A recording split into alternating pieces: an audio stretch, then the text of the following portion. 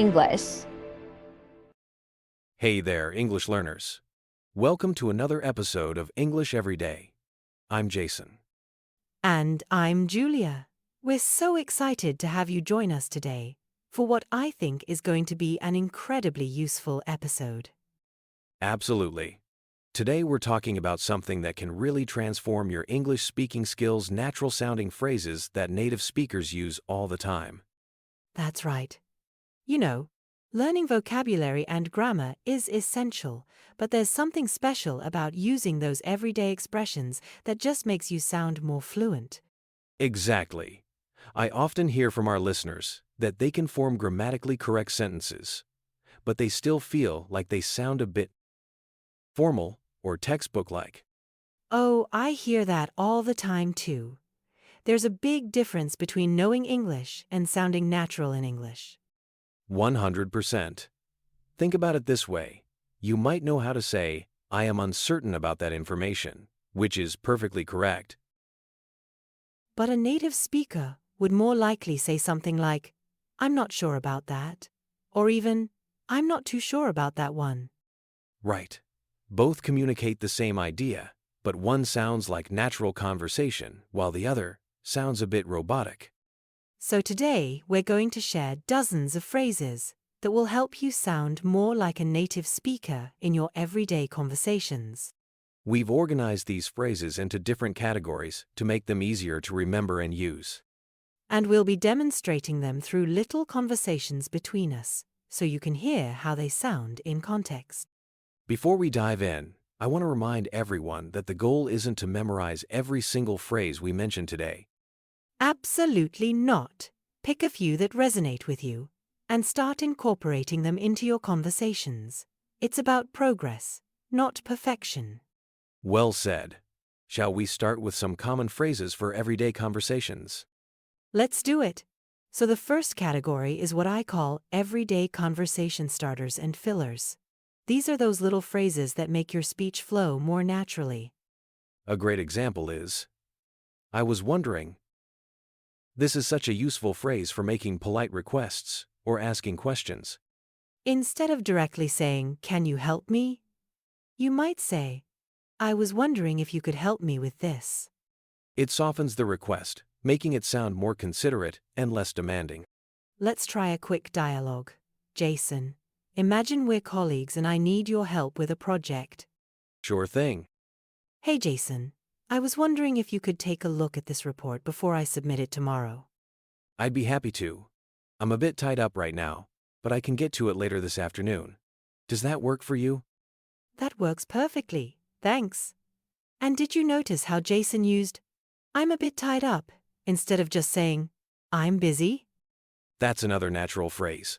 I'm tied up, or I'm a bit tied up, is how we commonly express being busy without sounding too abrupt. Exactly. Another useful everyday phrase is, "I'm thinking of," which we use to talk about plans or ideas we're considering.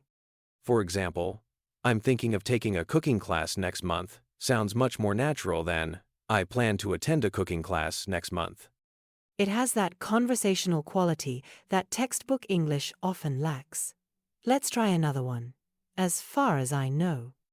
That's a great one for giving information when you're not 100% certain.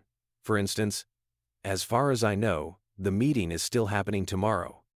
It's a way of giving information while acknowledging you might not have all the details. Much better than just making a statement that might turn out to be incorrect. Another phrase I hear all the time is, the thing is, which is used to introduce an explanation or a problem. Right. Like, "I'd love to join you for dinner. The thing is, I already made plans with my family."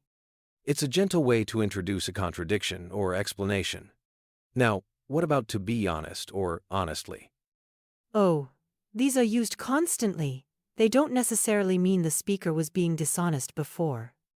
Exactly. They're more like emphasis markers. Like, to be honest, I didn't enjoy that movie very much.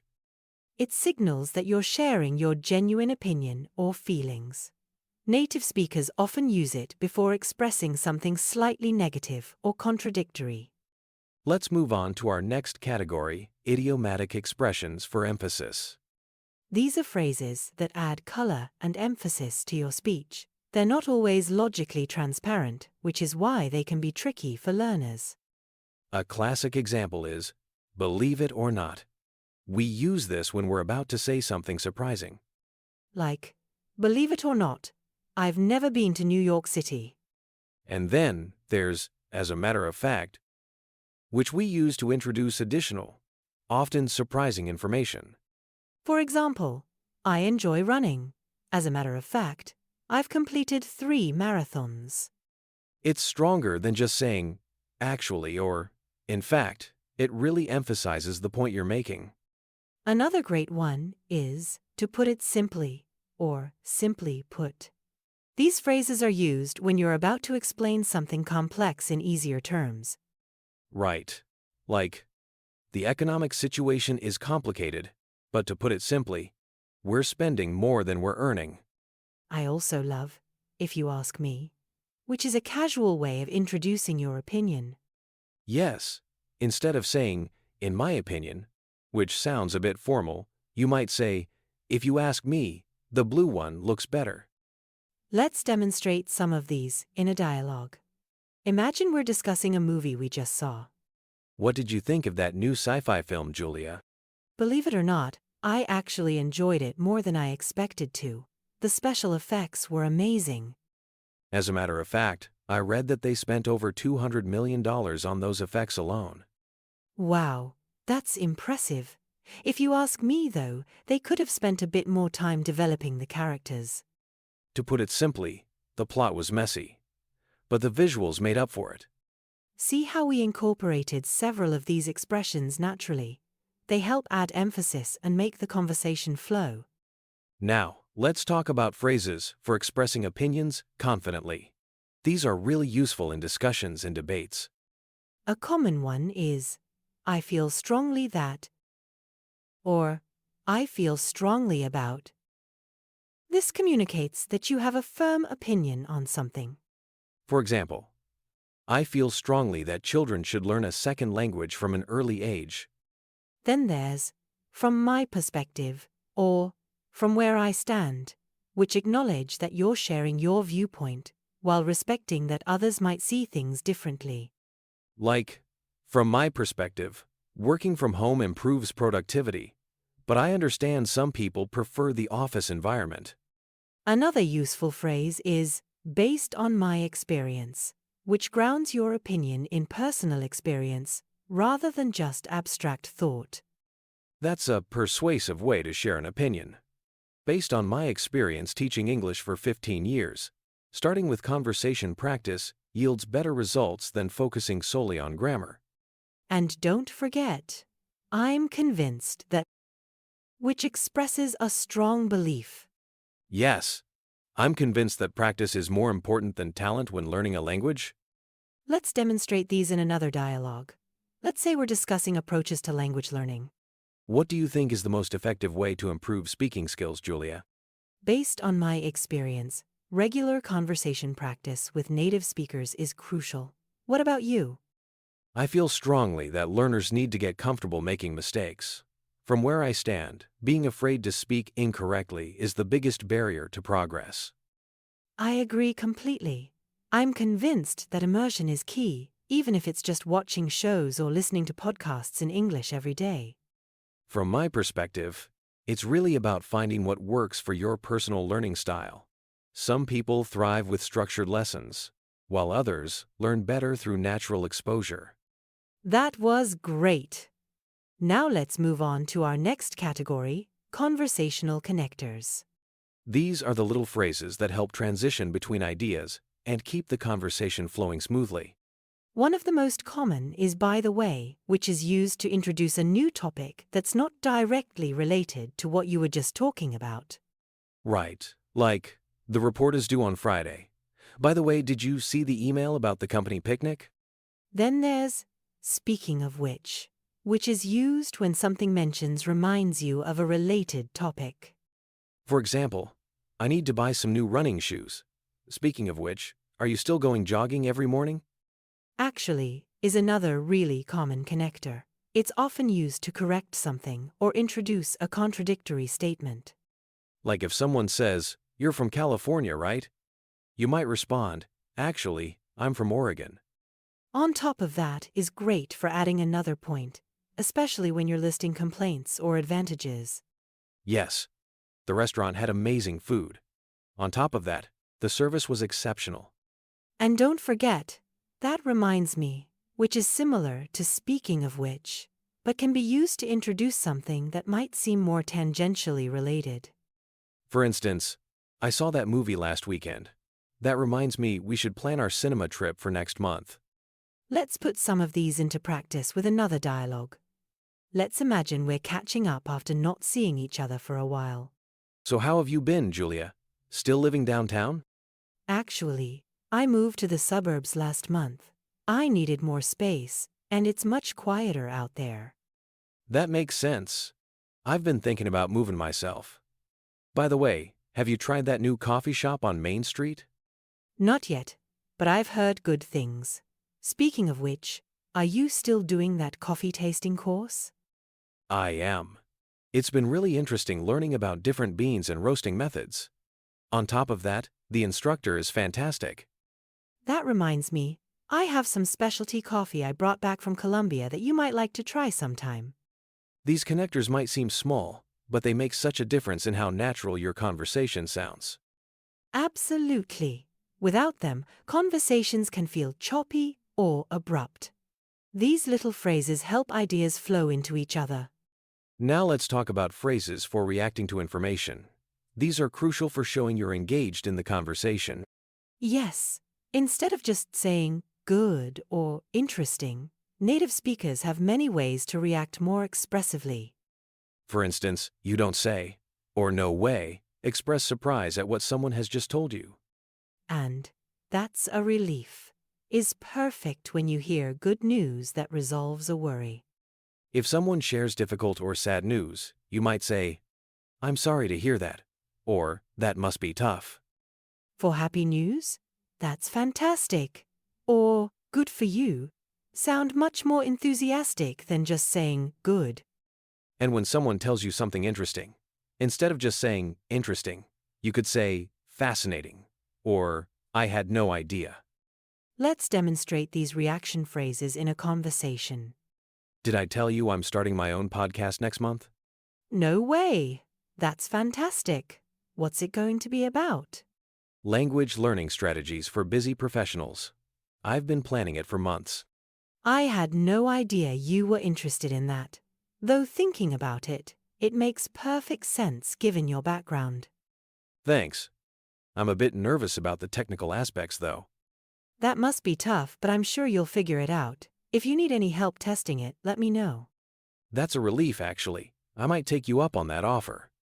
Did you notice how much richer that conversation felt with those varied reactions?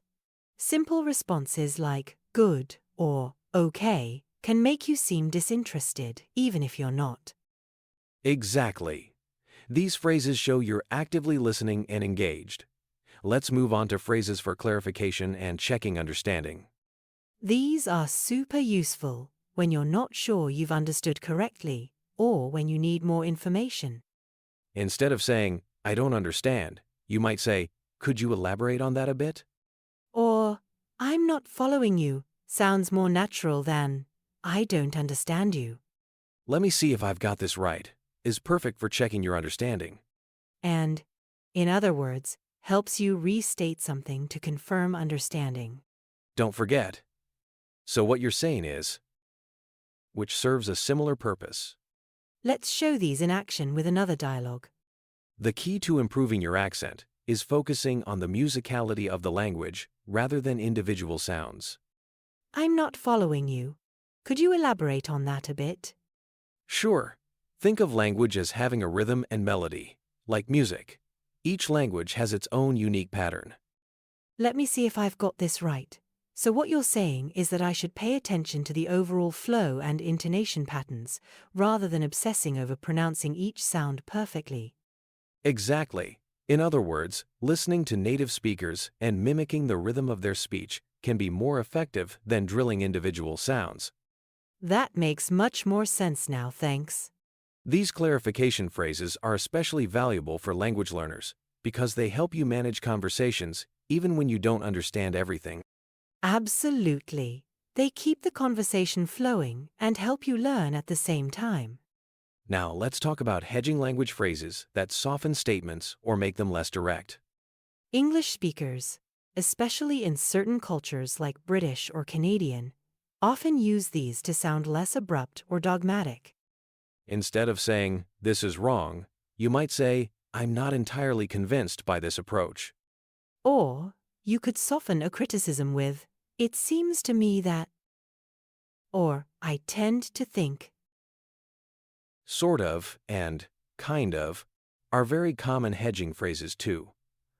"I'm kind of tired" sounds less dramatic than "I'm tired." And "a bit" serves a similar function. It's a bit difficult versus just, "it's difficult." Let's demonstrate these in conversation. What did you think of that proposal from marketing? "I'm not entirely convinced it's the right approach. It seems to me that they're focusing too much on social media and not enough on our core customers." I tend to think they have a point about expanding our online presence, though. You're probably right. "I'm just a bit concerned about the budget implications." It is kind of expensive, I agree. Did you notice how these phrases made the disagreement sound more thoughtful and less confrontational? Yes, without them, the same exchange could have sounded much more argumentative. Native speakers often use these phrases unconsciously, but they make a huge difference in how you come across. Now let's look at phrases for changing topics naturally. Instead of abruptly starting a new subject, phrases like "that reminds me" or "by the way" help transition smoothly. Shifting gears a bit, or on another note, are more explicit ways to signal a topic change. And, "before I forget," is perfect for bringing up something unrelated that you suddenly remember. Let's demonstrate these in a quick dialogue. "So, I finally finished that book you recommended last month. Oh, great! What did you think of it? I love the characters, but the ending felt a bit rushed. On another note, are you still planning to attend that conference in December?" Yes, I've already registered. Before I forget, did you see that email about the schedule change for next week's meeting? "No, I haven't checked my email yet today." Shifting gears a bit, have you tried that new restaurant downtown? Thank you for watching. If you found this video helpful, don't forget to like, subscribe, and share with your friends. Stay tuned for more exciting English lessons. See you in the next video. Keep learning and keep improving with LK English.